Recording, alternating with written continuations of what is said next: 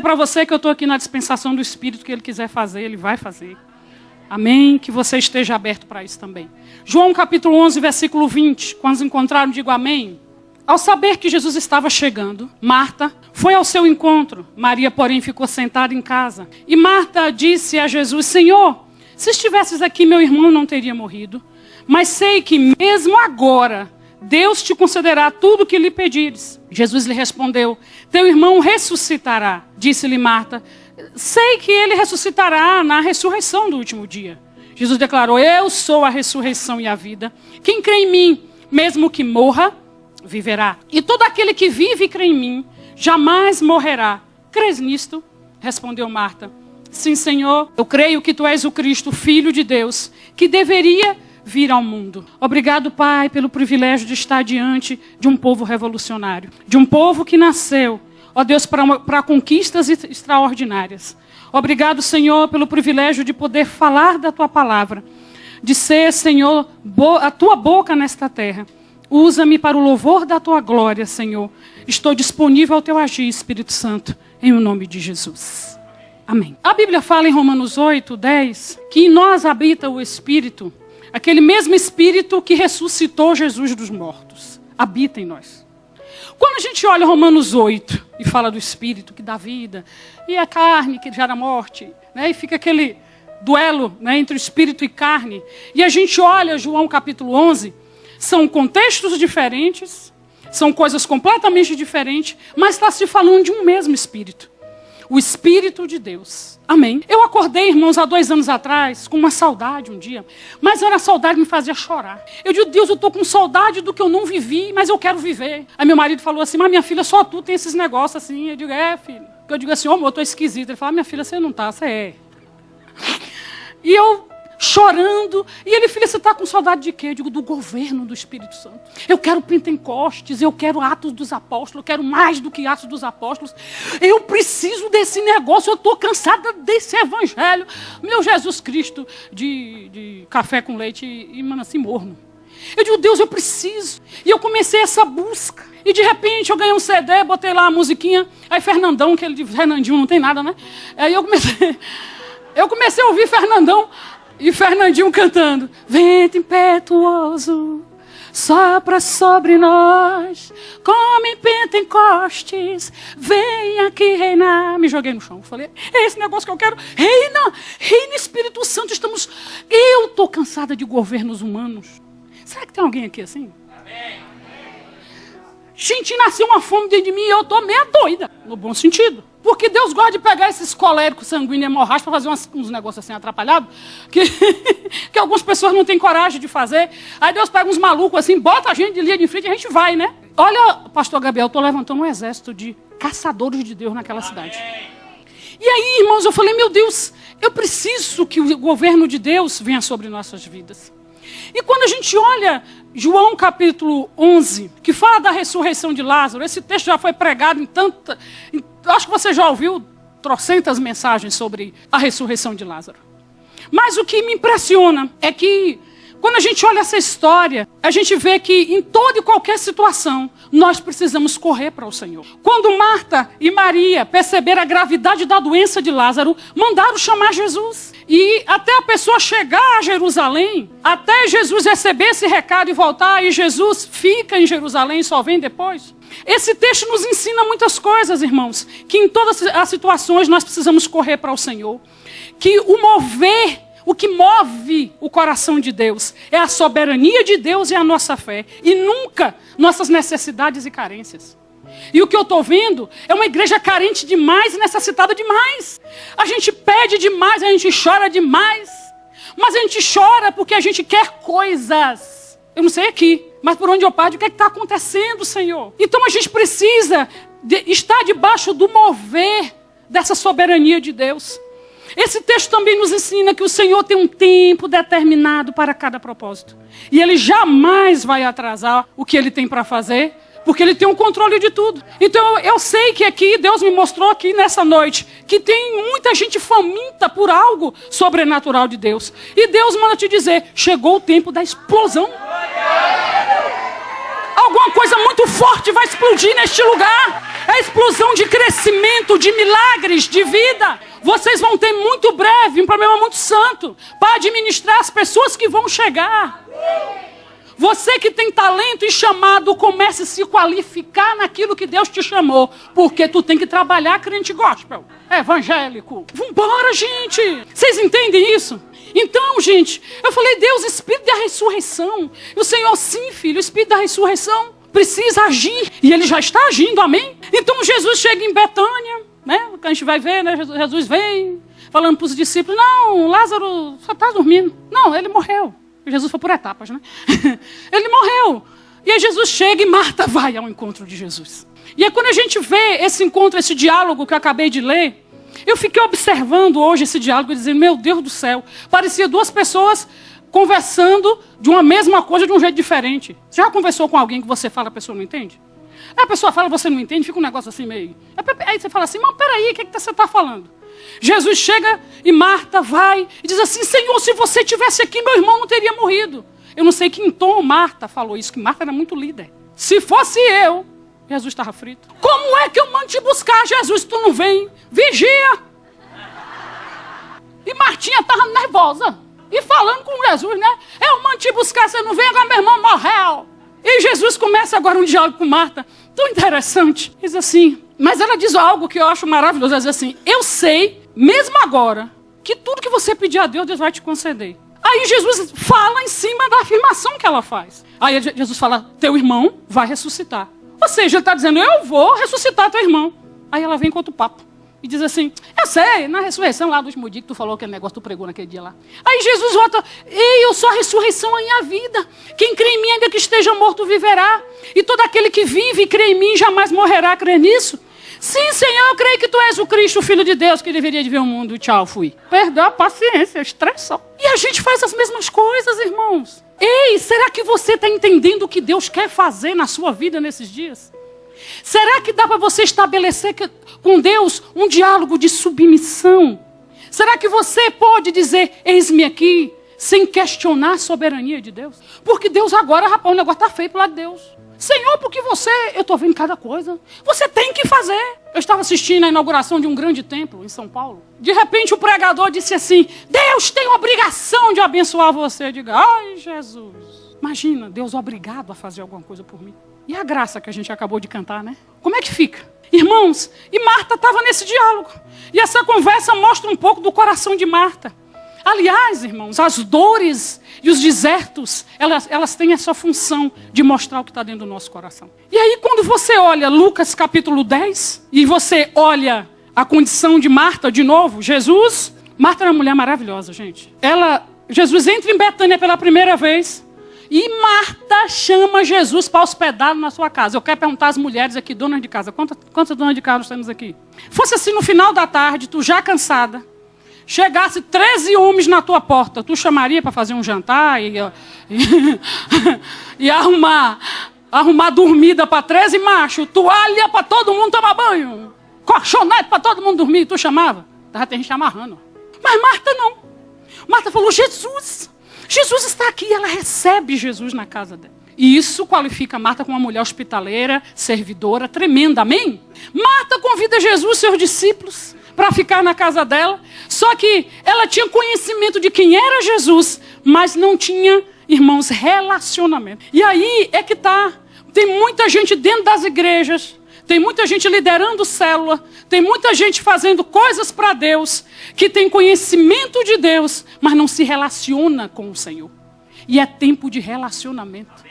É tempo de relacionamento. Vocês entendem isso? E aí de repente tá Marta, eu acho que Marta falou assim, vou fazer um bocado de coisa. É Jesus, né? Jesus. Aí Marta inventou de fazer lasanha, churrasco, galinha caipira, arroz com piqui, sei lá o que foi que Marta inventou de fazer. Um monte de coisa, e de repente ela se atrapalhou no meio de tanta coisa. E Marta fica nervosa. E ela diz para Jesus, lá em Lucas capítulo 10, Senhor, manda Maria me ajudar. Dentro da percepção de uma colérica organizada, perfeccionista, uma mulher que controlava tudo, líder pra caramba. Fica agora eu trabalhando sozinha, aquela afogada lá nos pés de Jesus. É ruim, hein? A mulher, meu Deus, anfitriã dando esporro na visita. Ô Jesus, manda Marta me ajudar. Ô Maria me ajudar. Aí Jesus fala, Marta, tu estás tão inquieta. tão ansiosa por tantas coisas. De vez em quando tem que sair, Marta, saia do corpo de Aede, que ele não te pertence. E Jesus fala assim, ei, Maria escolheu a boa parte, não vai ser tirada. Aí você fala assim, mas pelo amor de Deus, o povo também fica acabando com Marta. Será que ela não tem valor? Claro que tem, gente. A gente precisa entender algumas coisas. Uma delas é, Marta, ela estava valorizando a necessidade de agradar a Jesus. Mas ela não valorizou a prioridade de se relacionar com Jesus. E a gente vê essas coisas acontecendo hoje dentro da igreja. Para de correr atrás da necessidade do teu discípulo. Para de correr atrás da necessidade dos teus 12. Para de correr, querido. Vai se relacionar com aquele que pode mudar o coração do teu discípulo. Vai sentar aos pés daquele que pode mudar situações difíceis. Amém? Quando a gente olha o capítulo 11 de João, versículo 25, né? Jesus dizendo, eu sou a ressurreição e a vida, quem crê em mim, mesmo que morra, viverá. Estava ali diante de Marta, sabe quem, gente? A ressurreição, o pão da vida, a luz do mundo. Ai, meu Deus do céu, a água que mata a sede, o tudo estava diante de Marta. E Martinha dizendo, lá na ressurreição do último dia, eu fui, viu, Jesus? Maria, Jesus está te chamando. Desse jeito. Qualquer semelhança hoje, mera coincidência. Mas engraçado que antes dela sair, ela faz uma declaração muito parecida com a de Pedro. Ela diz, tu és o Cristo, Filho de Deus, que deveria de vir ao mundo. E o que Pedro diz? Tu és o Cristo, Filho do Deus vivo. E o que foi que Jesus fez quando ouviu a declaração de Pedro? Pedro, não foi carne nem sangue que tu revelaste, está lá em Mateus 16, né? Pedro, que revelação, ele recebeu o quê? A revelação de quem é o Cristo. Se você não tem a revelação de quem é Deus na sua vida, de quem é Jesus na sua vida, quem é o Espírito Santo na sua vida, meu Deus do céu, tem alguma coisa errada com você. Você precisa dessa revelação para se mover no espírito da ressurreição. Amém? Irmãos, e Jesus diz para Pedro, olha, em cima dessa revelação, eu quero te dizer uma coisa. As portas do inferno não vão prevalecer. Saber quem é Deus na minha vida, o inferno tem que recuar, irmão. Quando você olha no versículo 28, né, ela sai e em particular chama Maria e diz, o mestre te chama. E aqui mostra uma mulher completamente diferente. Uma mulher pronta para atender o chamado. Jesus chamou, lá foi Maria. E a gente vê, né? Ela se levanta, vai. E quando, ao chegar, versículo 32. Ao chegar no lugar onde Jesus estava, e ao vê-lo, Maria lançou-se aos pés e disse, Senhor, se estivesses aqui, meu irmão não teria morrido. Por que Jesus não estabeleceu o mesmo nível de diálogo que ele estabeleceu com Marta? Se Marta e Maria disseram as mesmas coisas, Marta falou do conhecimento teórico que ela tinha de Cristo. Maria falou da revelação que ela sabia quem era o Cristo. E ela diz, se você estivesse aqui, meu irmão não teria morrido. E a Bíblia diz, irmãos, e ao vê-la chorando, e também os judeus que acompanhavam Jesus comoveu-se profundamente no espírito e abalado, perguntou-lhes, onde pusestes? Respondeu-lhes, Senhor, vem e vê. Jesus chorou. Então a gente olha para essa mulher e vê uma mulher que adora e se entrega mesmo diante da dor. Porque a Bíblia diz que o costume daquela época, alguém que se lançava no chão diante de um mortal, Jesus era homem ali, é porque reverenciava a divindade que havia nessa pessoa. Então quando Maria se lança aos pés de Jesus, ela estava adorando a Jesus. Maria amava estar aos pés do Senhor. Um dia ela estava sentadinha, olhando nos olhos do Senhor. No outro dia, ela estava jogada aos pés do Senhor. E em outro momento, ela estava jogando bálsamo nele e enxugando com os cabelos. Que mulher extraordinária. Irmãos, e eu quero perguntar para você. Jesus pergunta onde vocês colocaram Lázaro. E Jesus chora. Ele chora diante da adoração de uma mulher no meio da dor, mas diante de corações tão incrédulos e críticos que Jesus teve que enfrentar. Começaram alguns judeus, né? Como ele amava, e outros, ele que deu vista cego, que fez tanta coisa, por que não curou o rapaz? Diante das cobranças. Jesus ficou com a alma e as emoções agitadas, perturbadas, mas não se deixou dominar por elas. Eu quero desafiar essa igreja. Igreja de Jesus que me ouve nesta noite. Vamos deixar de ser tão almáticos. O meu Deus do céu, a gente está deixando de fazer a vontade de Deus para sentar e chorar por dores, irmãos, que são administráveis. Aliás, qualquer uma delas são. A gente não tem que parar de olhar para nossas limitações. Estamos olhando demais para os nossos defeitos. Estamos olhando demais para o pouco que temos. Quando os nossos olhos mudar o foco e olharmos para o Senhor e sabermos que nós somos ministros de uma nova aliança. Quando eu li aquela frase, meu Deus, nós somos ministros de uma nova aliança. Irmãos, isso significa que alguém confiou a mim um cargo. Eu tenho um cargo de confiança de Deus. Vocês bem sabem o que é isso aqui na Brasília. Deus confia em mim. Como é que Deus, na soberania dele, investe na minha vida e confia em mim? Como é que eu fico olhando para mim mesma e me achando? O último, sabe? Uma irmãzinha estava lá na minha igreja orando esses dias. Oh, meu Deus, eu não presto para nada, Senhor. Eu digo, Jesus, eu sou um bagaço de cana chupado. Mas quem quer esse bagaço de cana, pelo amor de Deus? Só a graça. A pessoa achar um bagaço de cana. Eu digo, oh, minha irmã, Jesus não ia morrer por causa de um bagaço de cana. E as pessoas não sabem quem elas são, não sabem quem Deus é e nem quem elas são. Para que o Espírito da ressurreição comece a agir através da sua vida, dos seus poros, você precisa saber a quem você serve e quem é você. Você é governo. Você representa o governo de Deus. Deus confiou a você. Você entende isso, meu querido? Queridos, e aqui, irmãos, Jesus, com a alma perturbada, chorando. Eita, que coisa difícil. Jesus pergunta onde é que Lázaro estava. E levam Jesus até lá. E eu quero perguntar a você nessa noite. Onde você sepultou o seu sonho? Onde você sepultou o seu chamado? Onde você sepultou a unção que Deus te deu? Hoje é a noite de ressurreição. Deus vai tirar vocês da caverna. A ordem de Deus para vocês nessa noite é: sai para fora. Vem, corre. Vem para a vida. Há um espírito de vida agindo. Glória a Deus. E o Senhor diz assim: tirai a pedra. E eu fiquei com esse negócio de tirar a pedra dentro do carro. E Deus falou: manda o povo tirar a pedra. Ele não falou mais nada. Eu disse: Senhor, você tem umas coisas, né? Oxe, termine, moço. Eu converso assim com Deus, viu, gente? É bem assim. Eu dei e digo: Senhor, e aí, meu, tudo jóia? Senhor, eu tô bombando hoje. Eu tenho uns papos tão esquisitos. Se alguém passar e dizer: meu Deus, o que é aquela ali? No dia que eu soube que a minha mãe estava com câncer, pastor Gabriel, minha irmã ligou: Rede, a biópsia da minha mãe deu positivo. Câncer no ovário. E, meu Deus do céu, a gente sabe que câncer no ovário é possibilidade de cura, de parafrase. Para de chorar. Pega toda essa energia que está aí mexendo com você e começa a declarar vida. Naquele dia, eu tinha terminado de fazer entrevista com uma secretária que ia trabalhar para mim. Eu desliguei, a menina ficou lá parada, me esperando eu dar as ordens, né? Sabe o que eu fiz? Comecei a cantar. Minha vida entrego a ti. Eu rodeei minha casa durante sete voltas. Quando chegava no refrão: tu és Senhor do universo, és o Filho de Deus, tu és o Cordeiro Santo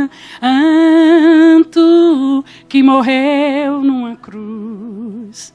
Teu sangue é precioso, venceste a morte e estás assentado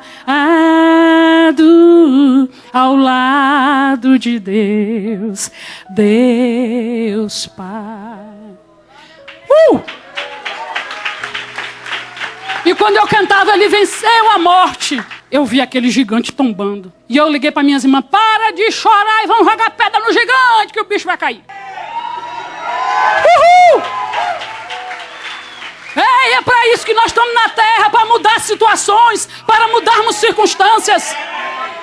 É para trazer vida que nós estamos na terra.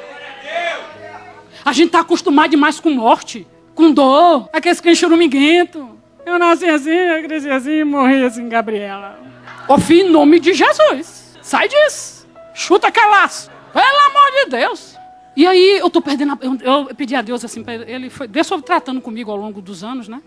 Sanguínea, muito dura. Fui ficando flexível, mais molinha, mas eu tava mole demais. Quando chega uns crentes velhos, assim, 30 anos, já desceu, caiu os dentes, desceu os dentes de novo, dentro da igreja, chorando por umas coisas de pele. Cria vergonha. E essa boca que tu tem pra fazer o quê? Eu tô desse jeito. E naquele dia aconteceu algo, irmãos. Enquanto eu cantava e rodeava a minha casa, os médicos prepararam minha mãe para a primeira sessão de químio. E ela disse que cantou essa música 7 vezes. E eu lá cantando 7 vezes. E a minha empregada ficou assim me olhando. E depois eu vi ela indo pro portão. Eu digo: vai não, filha, eu sou doida não, Vartinho. Pelo amor de Deus. Não me deixa agora não, que agora é que eu vou precisar de você. Aí eu fui explicar para ela que eu era crente, que eu era pastora, e que eu tinha recebido aquela notícia. Ela ficou assim. Eu falei: mas minha mãe vai viver. E na terceira sessão de químio, o médico falou assim, eu não estou conseguindo entender. Eu não sei como é que seu organismo... O que é isso? O organismo nenhum reage desse jeito. Eu digo, não sabe nada, inocente. Deus é Deus! Aleluia! Glória a Deus! Minha mãezinha está lá, vivinha, pregou agora, com 70 anos, pregou na ala jovem sábado passado. Brinque com Deus! Deus é lindo, gente. Então, irmãos, é necessário, irmãos, fazer o que Deus está mandando. Tire a pedra. Esta é a ordem do Senhor. Tirar a pedra, irmãos, é tirar o que é humano. Não tirar a nossa humanidade, mas é tirar o que é carnal. Tem gente aí com pecadinho de estimação, que, oi, corda. E tem crente que não tem nem pecado de estimação, já tem um luluzinho de estimação. Misericórdia, meu Deus. Tirar a pedra, irmãos, é tirar os obstáculos que nascem. E aí a gente vê que não é que eles nascem, eles são colocados no contexto. E a gente muitas vezes faz a mesma coisa. A gente começa a colocar pedras diante de nós. Precisamos tirar o obstáculo do medo, da incredulidade, da tristeza. Tirar os obstáculos de problemas financeiros, emocionais, familiares. Sabe por quê? O Deus da ressurreição quer usar você para mudar a história. Aleluia! Quando Jesus chega assim, tirai a pedra, quem me aparece? Martófera, ou Marta.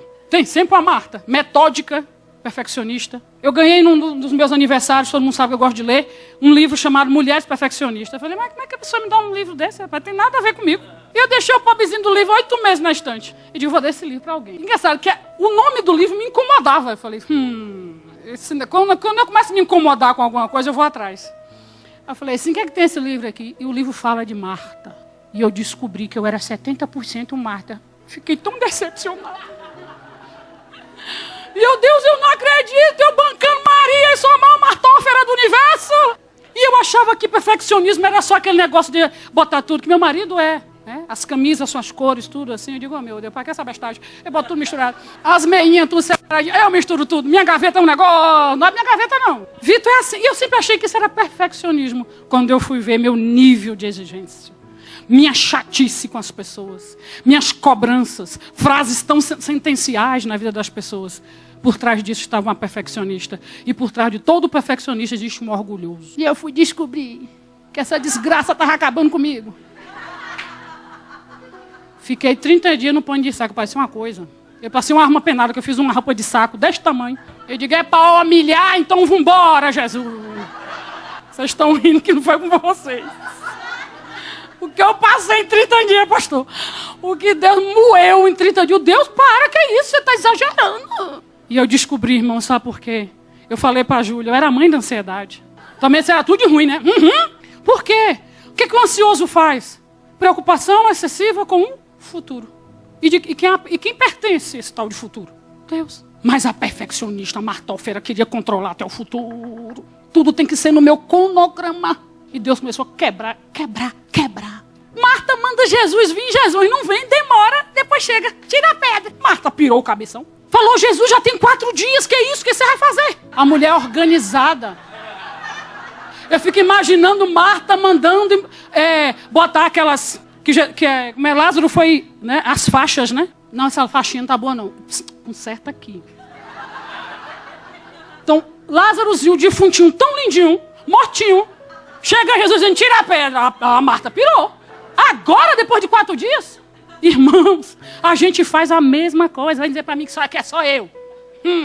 Senhor, para que mexer nisso agora? Eu tenho 30 anos de crente, tu vem agora mexer nesse negócio? Tu tá perto de jubilar, crente.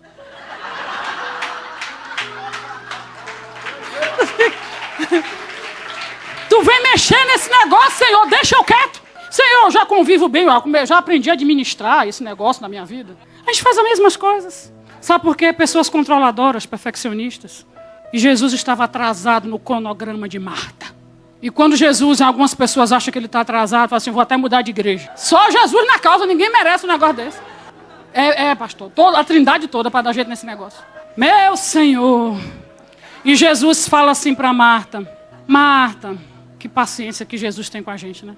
Se eu fosse Deus, já tinha desistido de mim. Mas como Ele é Deus. E quando eu olho para mim e vejo que Ele não desistiu de mim, sabe o que eu faço? Eu choro igual a Ana Paula Valadão. Me ama. Ele me ama, velho. Como é que pode amar um trem doido desse? Deus faz isso, gente. E o Senhor chega para Marta e diz assim, Marta, eu já te disse que se tu crês, tu verás a glória de Deus. Eu acho Marta assim, é ruim, como vai ser esse negócio? Vai desarrumar, meu Deus do céu, o caixão, não é caixão não, né? A sepultura está tudo arrumadinho, lá vai Jesus bagunçar o negócio? Irmãos, olha só, versículo 40, 41. Então tiraram a pedra. Vamos falar junto isso? Então tiraram a pedra. Glória a Deus. Jesus poderia ter mandado a pedra sair. Pedra, saia. E a pedra, igual aquelas portas de supermercado, aeroporto, né? Que você chega e diz, tô me sentindo. Não, foi aqui a porta automática mesmo. Jesus podia não ter mandado a pedra sair. Podia ter mandado anjos. Anjos, venham aqui e tirar a pedra. Mas sabe por que ele não fez isso? Porque é a função da igreja tirar a pedra. É minha função, é a sua. Jesus, irmãos, quer que tiremos as pedras da fome das pessoas, da cegueira espiritual, da solidão. Jesus quer que a gente seja a resposta para essa geração. Diga amém. Irmãos, e aí Jesus manda as pessoas tirarem a pedra e diz, tiraram a pedra, eles obedeceram.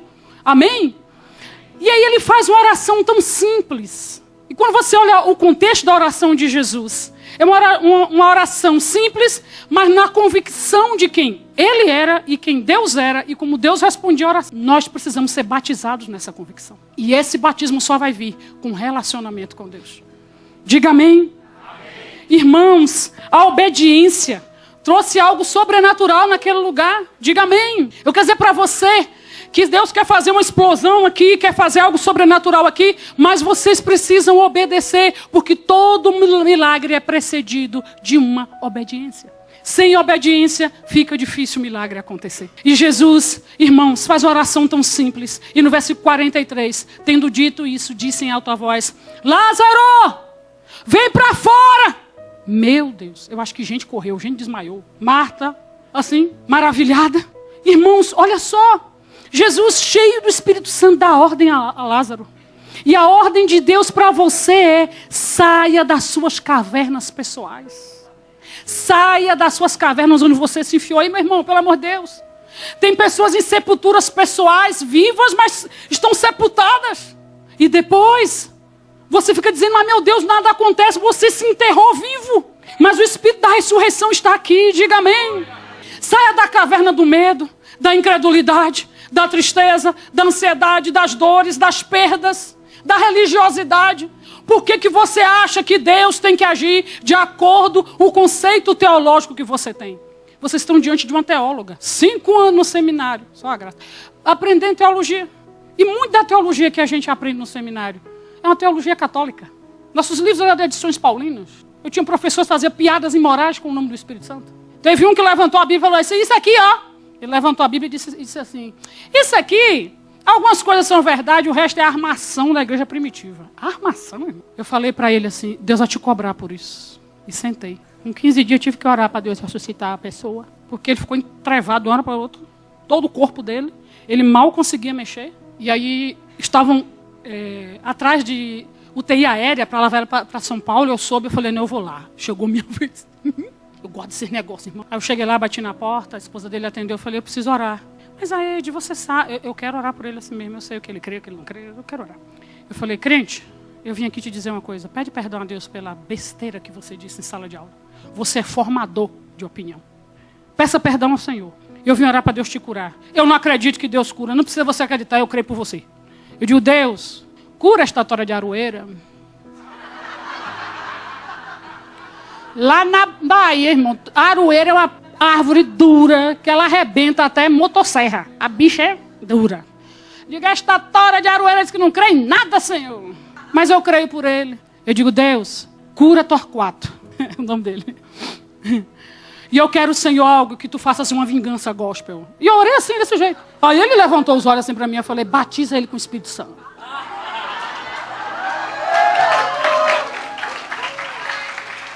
Aí eu peguei no ombro dele e falei, vou te ver curado e falando em línguas. Beijo, Deus te abençoe. Quando ele chegou em São Paulo, já estava sentado. Quando o avião aterrissou, já estava andando.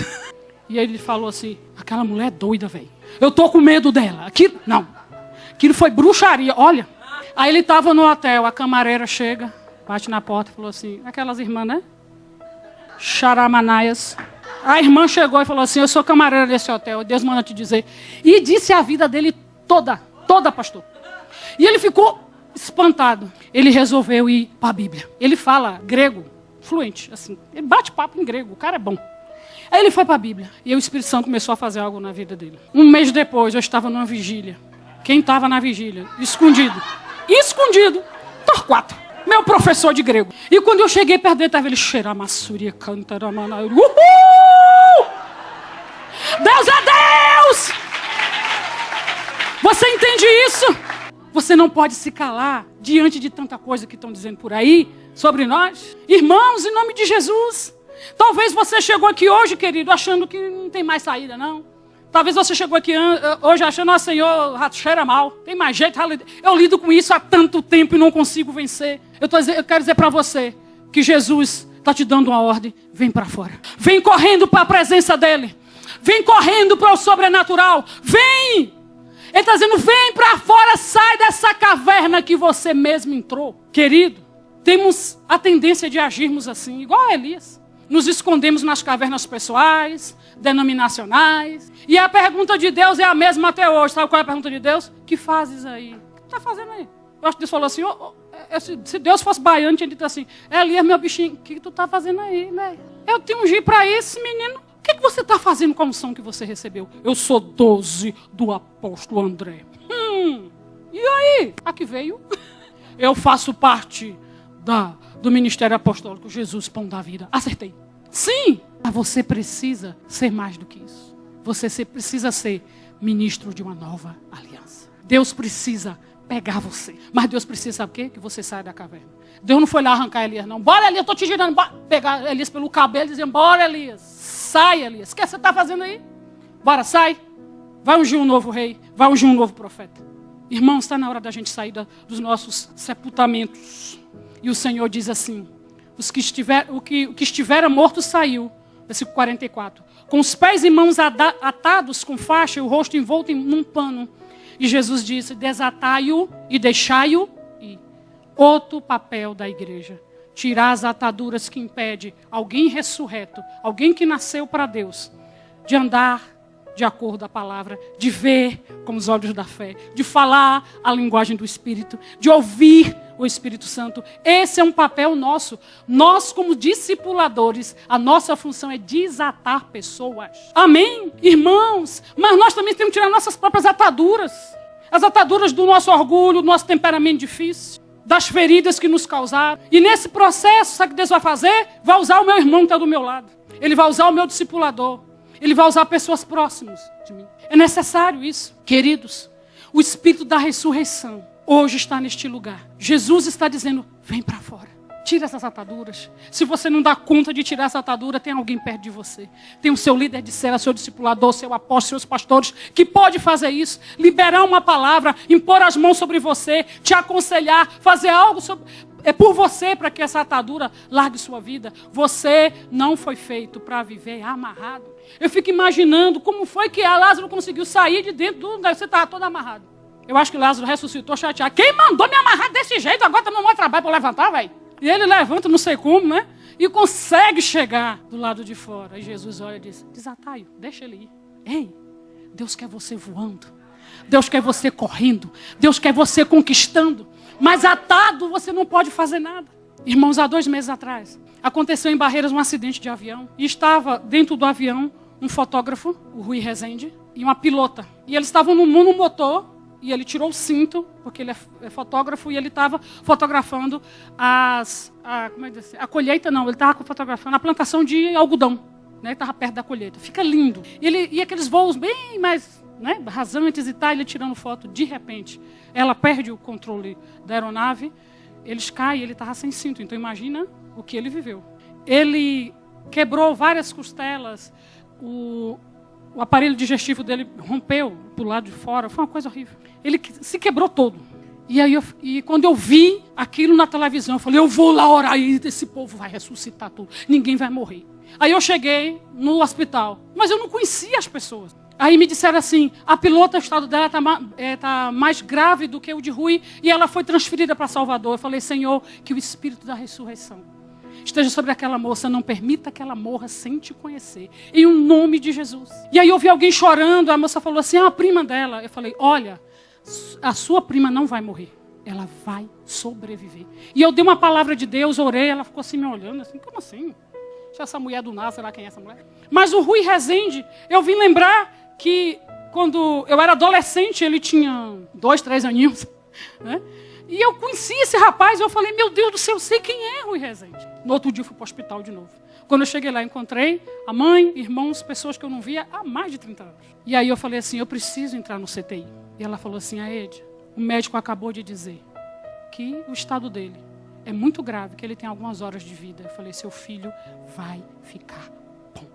E ela falou, então hoje eu não entro. A esposa dele entra, depois você entra. Eu falei, e eu entrei naquela UTI. Quando eu botei o pé naquela UTI, eu falei, Espírito Santo, você que habita em mim, seja liberado através do meu corpo. Haja neste lugar. E eu cheguei para Rui e comecei a orar por Rui. Eu fiz, Rui, o mesmo Espírito que ressuscitou Jesus dos mortos está sobre a minha vida. E eu digo a você, você não vai morrer, você vai sobreviver, você vai criar seus filhos, você vai se reencontrar com o Senhor. Ele tinha se desviado na adolescência, eu não sabia. Em nome de Jesus, eu ordeno que você fique bom, sem sequelas em sua coluna, em nome de Jesus. Porque ele quebrou várias vértebras. Fui embora. No outro dia a mãe, vem de novo. Fui de novo. Só quando eu estava orando por ele, um médico, assim, que os médicos... Eu não sei por que aqui, né? Não sei, acha que aqui não, mas lá na Bahia tem assim. O pessoal diz que médico, advogado, pensa que é Deus. E médico tem certeza. E tem uns médicos que se acham assim, né? O cara falou assim, senhora, a situação desse rapaz é muito grave, a senhora não precisa estar rezando por ele, não. Eu digo, eu não estou rezando não, santo, eu estou orando. Ele vai ficar bom. Aí ele me mirou assim, de cima a baixo, assim, está pensando que é o quê? Eu falei, Jesus vai curá-lo. Deus te abençoe. A senhora está falando alto, a senhora pode ir embora, você tem ido, eu estou indo. Aí saí bem devagarzinho, Senhor abençoe, Senhor abençoe, Senhor abençoe. O Senhor te abençoe, doutor. E fui embora. No outro dia, peguei uma médica mais maravilhosa. Quando eu cheguei, esse médico estava e a outra médica. E ele falou assim, eu não estou entendendo. Eu fiz a ressonância magnética ontem, cara. A coluna dele toda lesionada. Se ele sobreviver, ele vai ficar paraplégico. Agora eu pego, olha aqui, não tem nada. Quem operou esse rapaz? Novo. Aí eu, yes! Desculpa. Aí eu cheguei, botei aquela roupeitinha toda, entrei, comecei a falar com o Rui. Ele saiu, a médica se aproximou e falou assim, eu não sei o que aconteceu de ontem para hoje. A melhora dele é significativa. Eu queria que a senhora conversasse com ele. A gente está tirando bem da sedação, retiramos bastante. Tenta falar com ele. E eu, Rui, o Espírito da ressurreição, falando de ressurreição, de ressurreição, de ressurreição. Na semana que eu vim para cá, o Rui estava dando entrevista no BATV e dizendo, eu morri, mas Deus me ressuscitou. Uhul! Deus é lindo, irmãos. Eu quero viver, eu quero que isso seja coisa corriqueira na minha vida. Eu quero que milagre seja a coisa mais natural do mundo. Eu quero que o sobrenatural seja natural em nossas vidas, na vida da igreja de Jesus. E eu mandei mensagem para a irmã dele. E ela falou, Ed, ele diz que lembra de duas coisas. O choro da mãe aos pés da cama. E de uma mulher que falava ressurreição, ressurreição, ressurreição. E é tu, né? De Ele disse que assim que for liberado da fisioterapia, vai voltar para terminar o trabalho e quer dar um abraço na mulher da ressurreição. Eu digo, não, mas é Jesus que é a ressurreição, não é eu não. Querido, será que você está disposto a sair da sua sepultura pessoal? Dessa religiosidadezinha ré que não te leva a lugar nenhum? Tu já imaginou que tu é crente há tantos anos e nada de extraordinário acontece de verdade na sua vida? Sabe por quê? Porque Deus é vida, é relacionamento. Ele não é uma figura para ser adorada, admirada, referenciada, obedecida para você não ir para o inferno. Ele quer se relacionar com você. E nesta noite, eu quero desafiar esta igreja a deixar esse Espírito da ressurreição entrar. Porque a ordem de Deus foi, eu quero fazer uma explosão naquele lugar. O Espírito da ressurreição precisa entrar naquele lugar. Mas a ordem foi, filha, manda o povo tirar a pedra. Eu não sei qual é a pedra que está no seu coração, na sua vida. Eu não ia sair lá da Bahia, meu bichinho, para vir dessa palavra aqui à toa. Eu creio que Deus está neste lugar e está falando com você.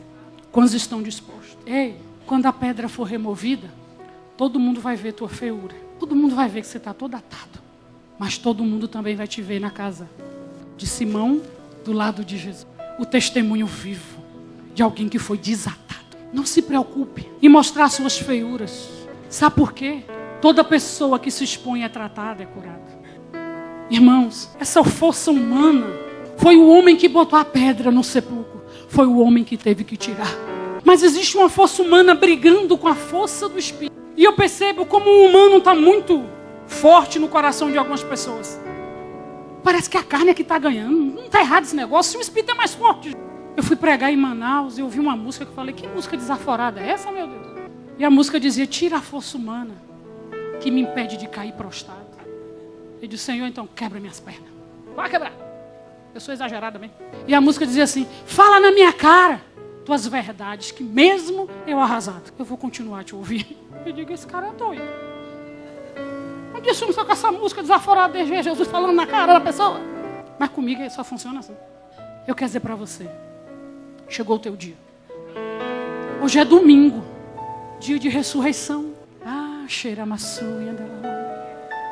O bom perfume da vida está aqui. 3 anos depois, o bom perfume de uma vida que muitos perderam por causa da dor, por causa do luto que viveram. Mas hoje, noite de restituição, de restauração.